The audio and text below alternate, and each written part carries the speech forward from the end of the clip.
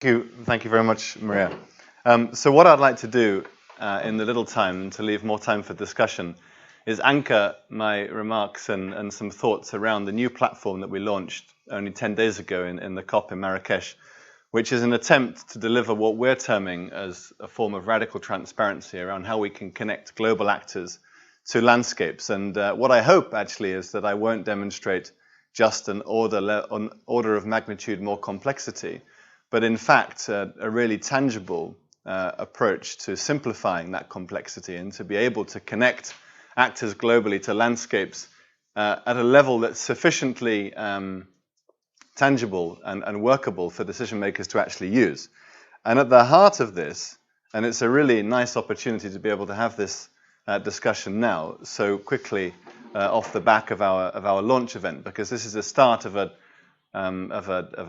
5-year program, maybe longer.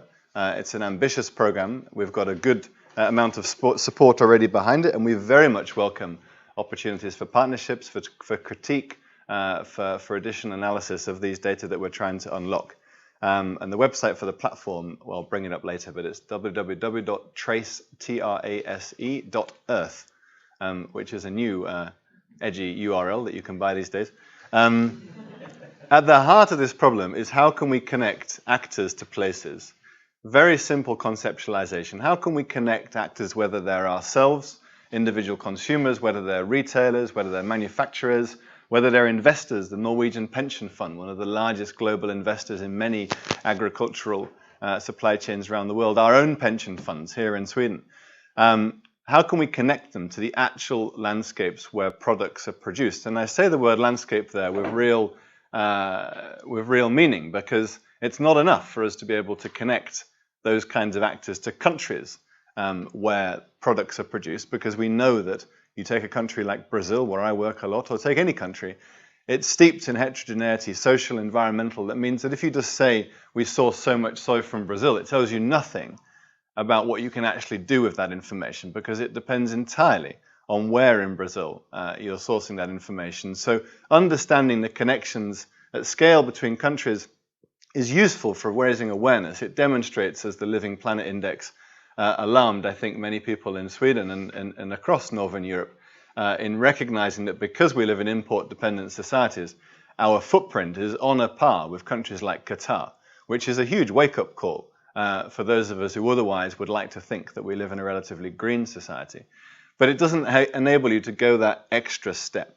And what we have at the heart of this platform and the thinking and the research that we've done behind it very much is a landscape approach, or I'm actually calling it more of a jurisdictional approach, also with quite specific meaning, in order to connect to landscapes, to regions that have a particular political administration at their head, but at a spatial scale that's small enough to be able to reconcile the social and environmental heterogeneity that's meaningful to understanding more sustainable procurement decisions and more sustainable management and investment decisions in the production of commodities like palm oil, like soy, like beef, like cocoa, like so many things that we depend upon. And there's lots of work done around the landscape approach and the jurisdictional approach, as I'm framing it here. And we had some really good and vibrant debate around this in the COP, in one of the side events that we had.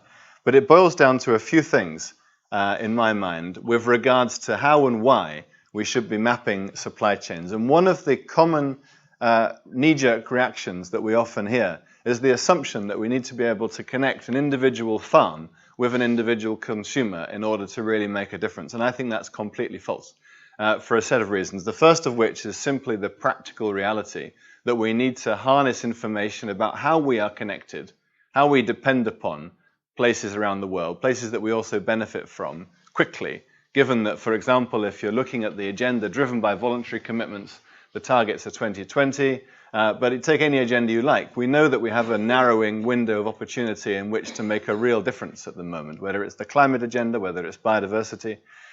So we don't have the funding or the time to be able to map all the global supply chains in detail. It would present a stupefyingly level of complexity that Maria alluded to that we wouldn't be able to handle. But it goes far beyond that. It's also about what's the most effective scale at which we need to be able to work. And one common critique that we also hear in speaking with global traders of soy, for example, or retailers, the prominent ones that have stepped forwards to make commitments like Unilever, we can't do this alone. Now, of course, that's often a convenient excuse, but it is a genuine barrier as well, given the scale of the challenge that needs to be addressed. So approaches that enable us to connect different actors that have a shared stake in the same subset of landscapes is really powerful, because it enables you to say, you as a retailer in Sweden or as a livestock feed buyer, you're not connected to everywhere. You're not connected to any other actor. You're connected to a subset of actors in a subset of places, which gives you a tangible starting point to know whom to ring and where to think about first, and enable to share the cost of that action. And similarly, as we were discussing earlier, to build the partnerships that are so vitally needed between the public and the private sector. And I don't think it's trite to say that these two investment streams and narratives and dialogues and workshop fora, whether around more government-led investment that might be labeled as RED, for example, the huge investment that Norway in particular, and let's recognize that the whole RED enterprise, Arild Engelson once gave a presentation that I listened to. He said, you can think of RED as Norway's attempt to save the world. And it is very much driven by very few countries investing much of the money. So they have a bit of an oversight on the agenda, therefore. But that's been one track, and it's driven certain kinds of investment and certain kinds of policies. And the rising interest in companies, in banks, but also in countries, the Amsterdam Declaration across 5 member states of the EU last year during the Dutch presidency, it hasn't had any traction yet, but maybe it could, with the aspiration to eliminate deforestation from supply chains by, in that case, 2030. Hugely aspirational, absolutely no clue how you could possibly deliver on that. But like any powerful political statement, it gives a target that we can then hindcast back from and expose that it's either utterly impossible to deliver, but also demonstrate if we are serious about delivering it, then we need to do X and Y. And one of those things is to get serious about leveraging the combined finance from public and private enterprises. About $130 billion is invested in agricultural commodities globally a year by business and investors, set against maybe $1 billion that's invested by forest conservation enterprises. So that's obviously an equation that doesn't work out. Another strong reason that we think that a landscape approach connecting, for example, again, a retailer here in Sweden to via global pathways of trade to particular municipalities in Brazil, for example, where I work.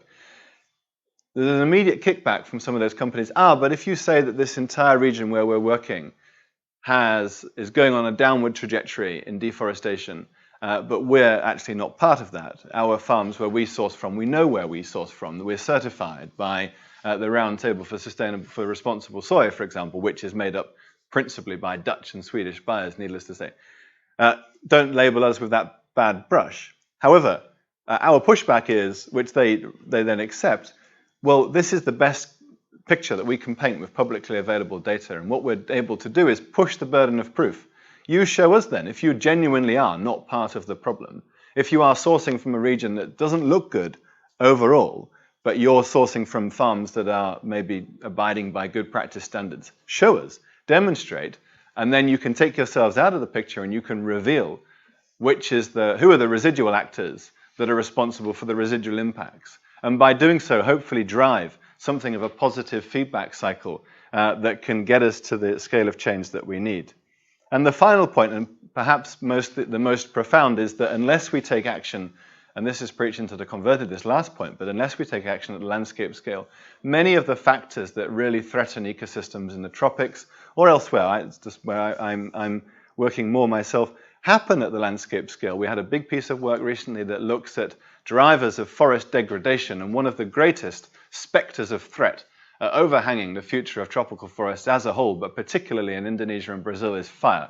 And fire is inherently not a problem that you can solve at the level of a property, because it starts in one place and rips through neighboring properties. So unless you have a collective approach, you won't be able to deal with it. Leakage is another huge transbiome, transboundary problem that unless we take a broader nested landscape regional continental scale approach, we won't capture it. So there's huge concern that increased enforcement in the Brazilian Amazon has just led to the impacts associated with soy expansion moving to the Cerrado biome, which is in many ways much more important for biodiversity, for global conservation. It's huge soil carbon stocks. The other threat is that it may have leaked into Paraguay, which is pretty wild and lawless compared to Brazil. And that is happening to some extent. So we need to be able to capture those nested dynamics. So that's a set of reasons. And this isn't gospel for many people. The set of reasons why it makes sense to be able to learn a connection that's not in absolute detail, but good enough to be able to start a process to improve outcomes. There's a lot of pushback in the assumption, often from industry, that we need to map every single supply chain to take action.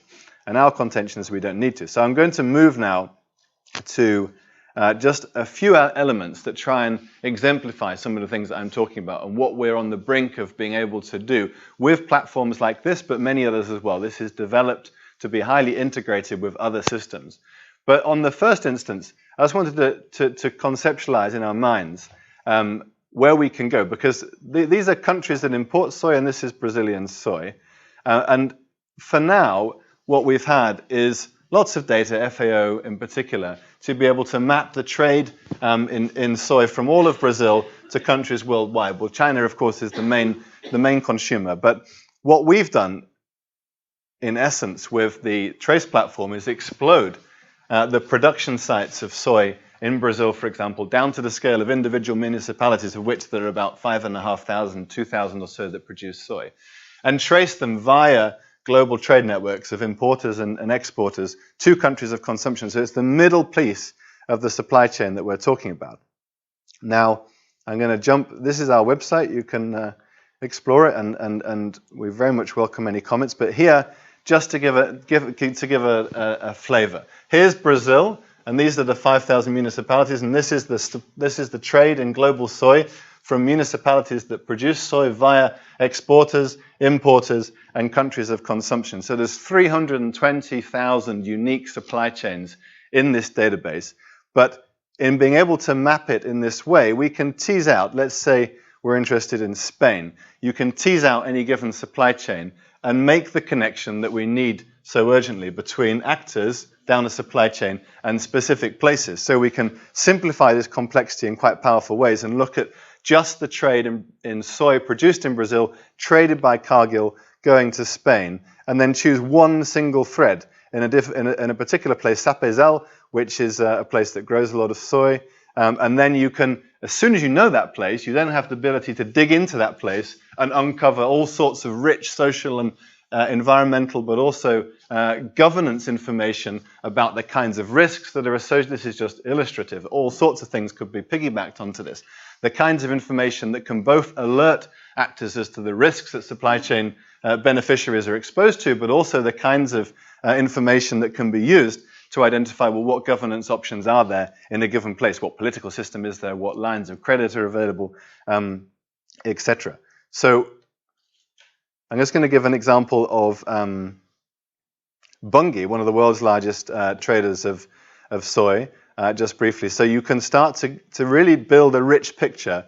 I'm now just looking at the trade only in Bunge from different biomes in Brazil. So these different colors associate with Brazil's 6 major biomes. And in orange there is the Brazilian Cerrado, which is the epicenter of deforestation. And this is the flow of trade in tons of soy. But if we recalibrate that to represent the flow of embedded hectares of deforestation associated with just soy expansion, so quite a particular measure, then you get a dramatically different picture.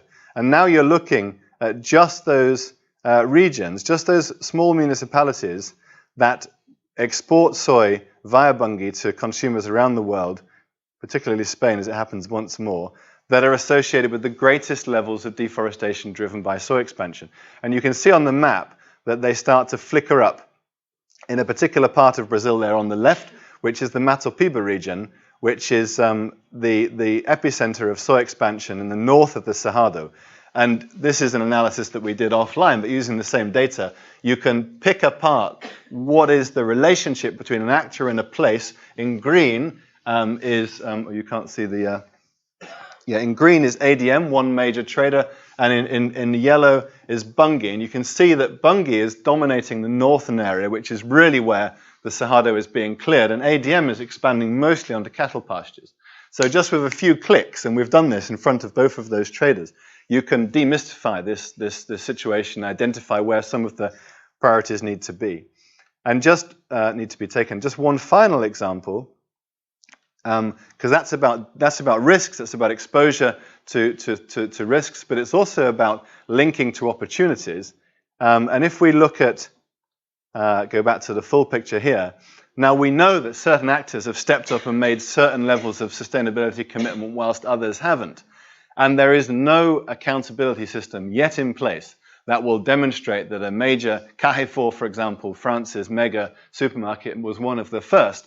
No one is out there with the ability to track what these companies are doing and to report on whether how far short of the target they will inevitably fall when it comes to 2020, or maybe they'll be able to reach it. But by taking an approach that anchors these supply chains not down to the finest detail, but to individual landscapes in Brazil, we can do that because we can discriminate supply chains based on who does and who does not have made a public zero deforestation commitment. So green, yes, and pink, no. And immediately, as soon as you do that, you can say, well, which places in a country like Brazil are dominated by exports that are tagged with committed companies of different levels. Of course, you can cut this in lots of different ways. And here's another offline analysis just to give you a flavor, and then I'm done. But what we've done is painted a picture of Brazil where more green means bright green is 100% of the soy exported from that municipality is tagged by, or is exported by, a company that has made a commitment to have zero deforestation soy by 2020. And in doing so, you've got a very powerful baseline because you can monitor over time what is the change in the performance of the places, the individual regions, the landscapes, set against the change in performance of the actors. And furthermore, and most crucially, what's the change in the interdependence of those two performance metrics? Because it's that we need to get a handle on. Because if we can only measure those two things separately, we won't know what's the cause-effect relationship and the extent to which actors globally are having any tangible, demonstrable influence on places on the ground. Thank you very much.